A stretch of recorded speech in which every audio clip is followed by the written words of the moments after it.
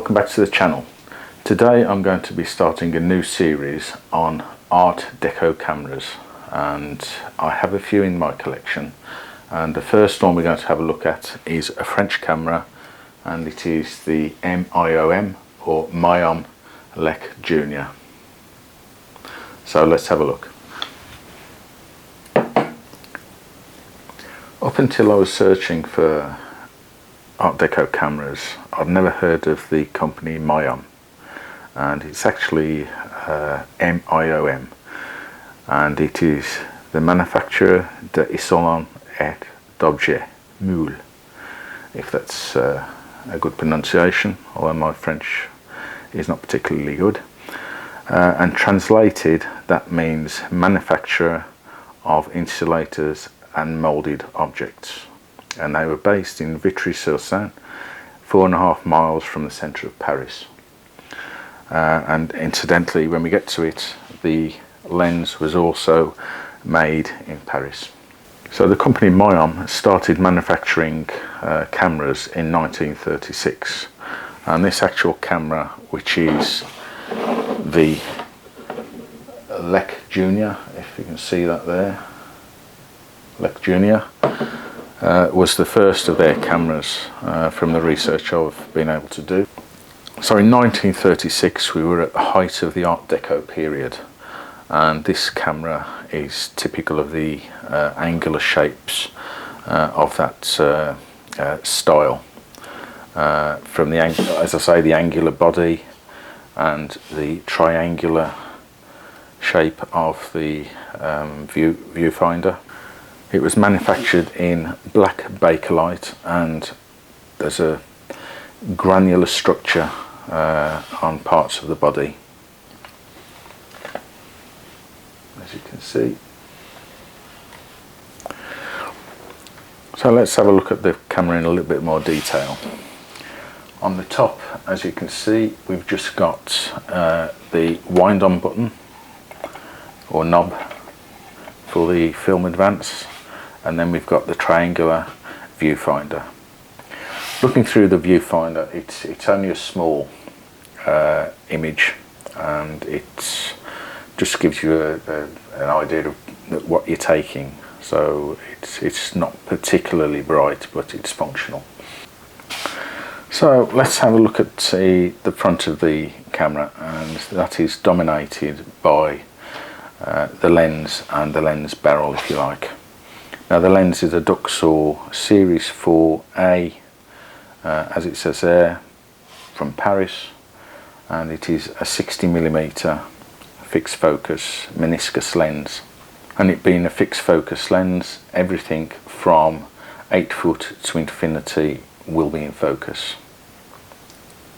At the top here we've got a nice little stainless steel lever which changes the shutter speed, and we've only got 2 shutter speeds.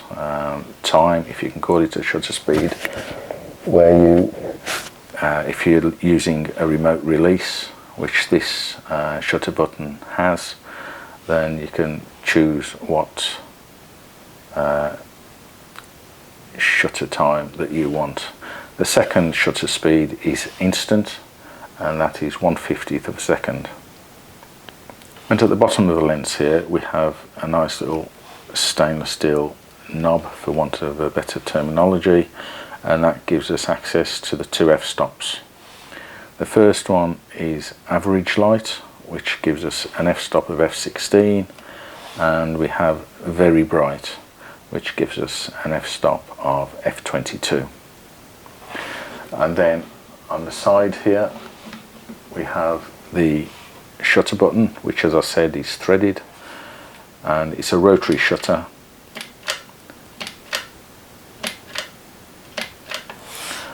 and that is 1/50th of a second, as I've said.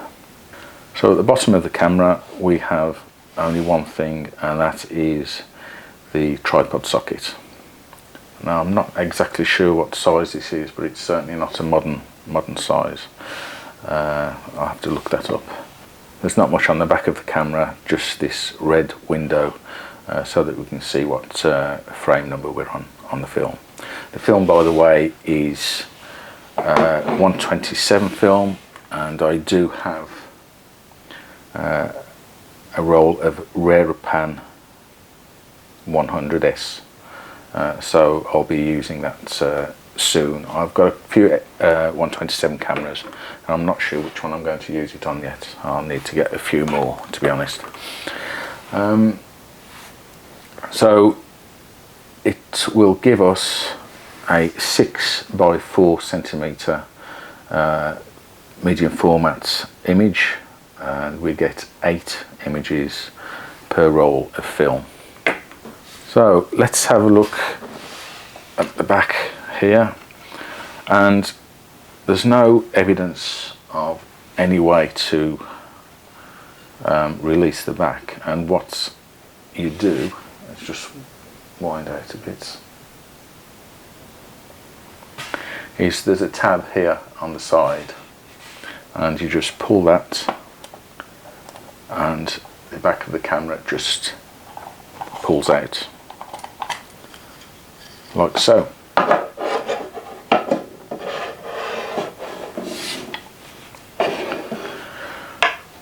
And to put it back on, we just there's a red mark there, there's also a red mark on the back here, and we just line those up and slot into place. Now it's a friction fit, and I suppose over the years it's come a little bit loose, and it does hold on, but I think when I use it I'm going to put some tape just to hold it in place, because if you do shake it you can get the back to slip off.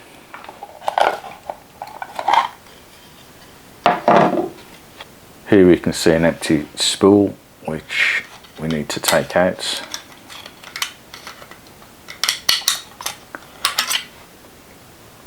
And put it here.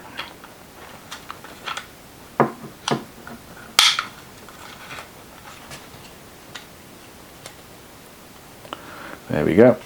So we put a full roll of film there, pull the lead across, insert it into there, and then wind on. But we do notice that the film guide here is curved, and that's the characteristics of the lens, which hopefully gets everything in focus. And with the film in the camera, then we can wind on until we see number 1 frame in the red window. One thing about this red window, it's probably advisable to cover that over once your frame number's in the window, because a lot of the modern films will react to red light. And I will be putting this camera through its paces fairly soon when we get a reasonable day, because it's best if you're shooting fairly bright conditions, unless you choose a film with a higher ISO setting. Of course you don't have any ISO settings on this particular camera. So there it is, the MIOM Lec Junior.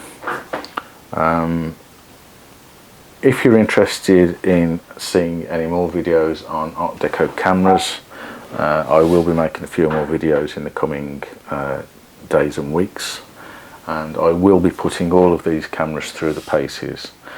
So if you're interested in that sort of camera and seeing what the images are like, then please subscribe, like and comment if you want to ask any questions about this particular camera or any others I might be showing. So again, thanks for watching. See you soon.